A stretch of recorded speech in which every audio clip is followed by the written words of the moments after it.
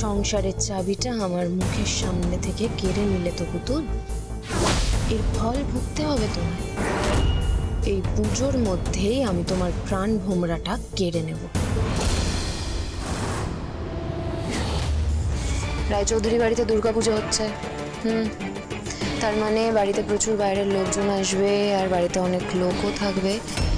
যা করার এর মধ্যেই করতে হবে, কারণ সবাই ওই পুজোর কাজ অ্যারেঞ্জমেন্ট এসব নিয়ে ব্যস্ত থাকবে। তো পুতুলের বাচ্চাটাকে এই পুজোর মধ্যে সরিয়ে ফেলতে হবে। না না, দেরি করা যাবে না। কেন দেরি করবো, বুঝতেই পারছো না তুমি? যা করার এই পুজোর মধ্যেই করতে হবে, সরিয়ে ফেলতে হবে বাচ্চাটাকে।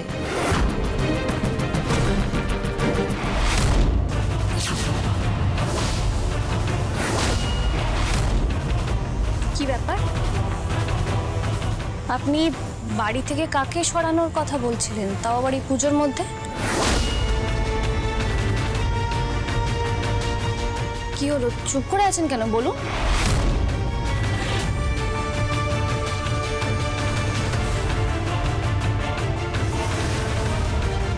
পুতুল কি পুরোটা শুনতে পেয়ে আমাকে দিয়ে কনফেস করাতে চাইছে যে ওর মেয়েকে সরানোর প্ল্যান হচ্ছিল, নাকি জাস্ট কাউকে সরানো হবে এইটুকুই শুনেছে?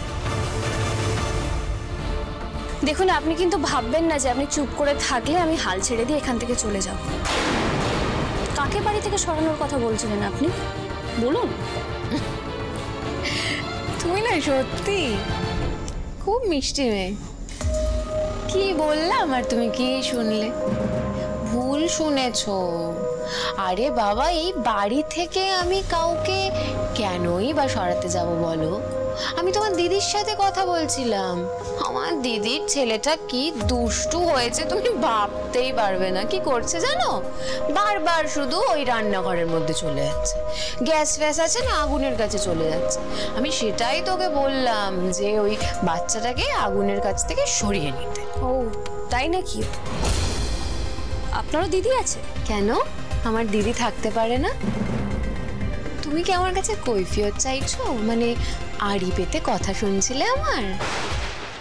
না না, পুতুল কারোর কথা আড়ি পেতে শোনে না। আপনি বাড়িতে নতুন তো, তাই হয়তো জানেন না। আসলে বসার ঘর থেকে আমার ঘরের দিকে যেতে গেলে না এই রাস্তাটা দিয়েই যেতে হয়। আমার কিছু করার ছিল না, যাওয়ার সময় আমি শুনে ফেললাম আপনার কথাটা। একটা কথা না মনে রাখবেন, আমাদের এই বাড়িটা তো একান্নবর্তী পরিবার। এখানে সবাই মিলেমিশে থাকি, আমরা কাছাকাছি থাকি তো, তাই অনেক সময় না চাইতেও একজন আরেকজনের কথা শুনে ফেলে। আমি যেতে গিয়ে আপনার কথাটা শুনে ফেললাম, কিছু মনে করবেন না। আর একটা কথা বলি, আপনার যদি এমন কোনো কথা থেকে থাকে যেটা আপনি সবার সামনে বলতে পারবেন না, আমার মনে হয় আপনার একটু আড়ালে